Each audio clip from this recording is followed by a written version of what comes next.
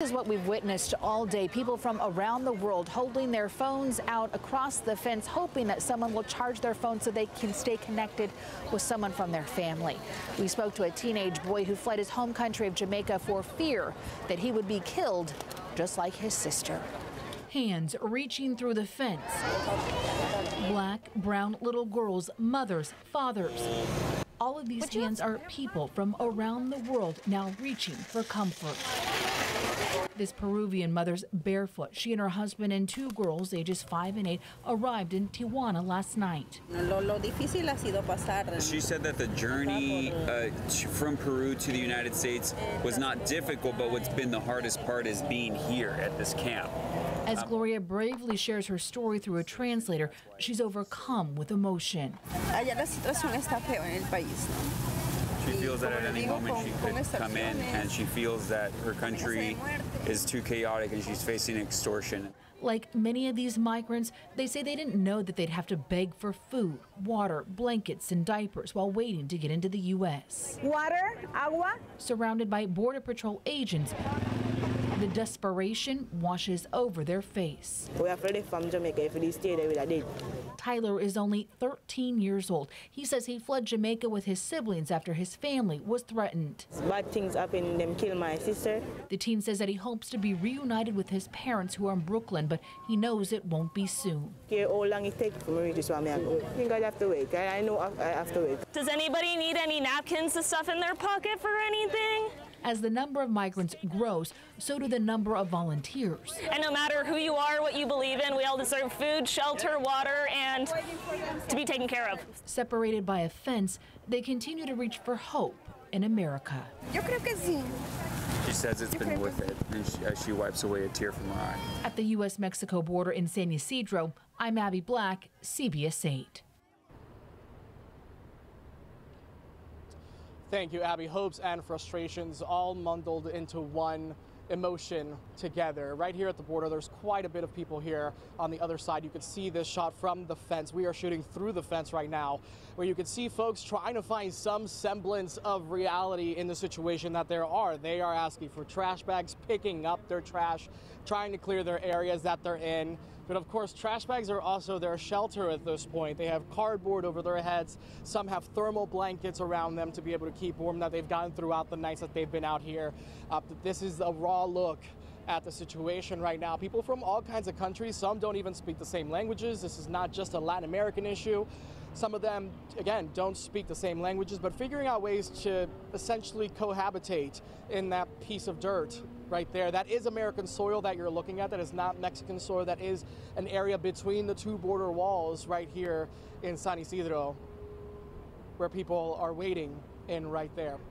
Of course, we've been covering this from all kinds of angles throughout the afternoon and throughout the past couple of days. CBS 8's Richard Allen has been in Tijuana for the past couple of days on the situation there, talking to folks who are waiting there, some in shelters, trying to figure out if they will be able to seek asylum in the United States when Title 42 ends. Richard?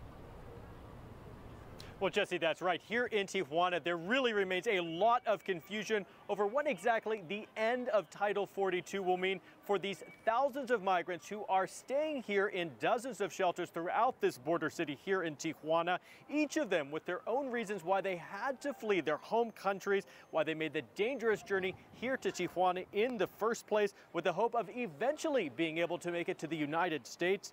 Now, we met with one migrant here staying for the past 3 months in Tijuana. He's from El Salvador. He had been physically attacked with a machete by a criminal gang back home. His entire family's lives threatened. Another woman we spoke with from Guatemala who's lesbian, she came here with her partner and their little girl, escaping what she calls the homophobia and extremely bad conditions there, and praying for a shot at a better life in the United States. Now, adding to the confusion for these migrants is the introduction of new rules and restrictions for seeking asylum in the U.S., such as requiring migrants who pass through another country to get to the U.S., such as here in Mexico, to prove that they first applied for asylum in a third country before being able to ask for asylum in the U.S., and also the requirement that migrants use the CBP One app to first book an appointment with immigration officials.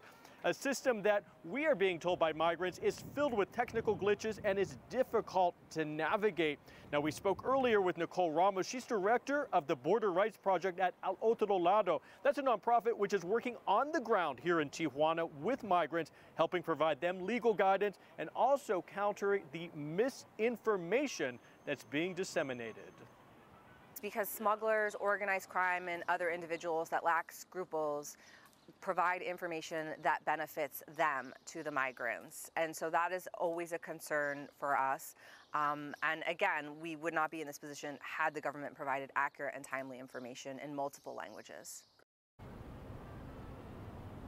And that nonprofit, Al Otro Lado, along with a lot of other nonprofits, are working with migrants directly in the shelter to provide them with legal guidance. Now, coming up at 6:30 here on CBS 8, we'll hear from more of these migrants, their own experiences as they try to navigate the asylum process. Jesse? Richard, not just a situation for us in the U.S., but also in Mexico along the border. Richard Allen, live for us from Tijuana. Richard, thank you. Now, as this all continues to go on, we have a lot of legal layers to all of this, of course, when it comes to immigration law and also just, how we move forward with all the different departments in the legal sense of it all. I want to bring in Margaret Cargioli from the Immigrant Defenders Law Center. Margaret, you are in the law side of all of this. You've been kind of keeping tabs for this for weeks at this point, I assume. What has been your involvement so far? Our organization provides legal services to people in Tijuana. We have been trying to help individuals that want to seek asylum in the United States complete the CBP-1 application, which has been very problematic, and we try to share information on options right now for people. Now, Margaret, from your standpoint in the legal side of it all, what are we seeing here? We see, obviously, a lot of people, a bit of a humanitarian situation, but what are we seeing here? Why is this happening here?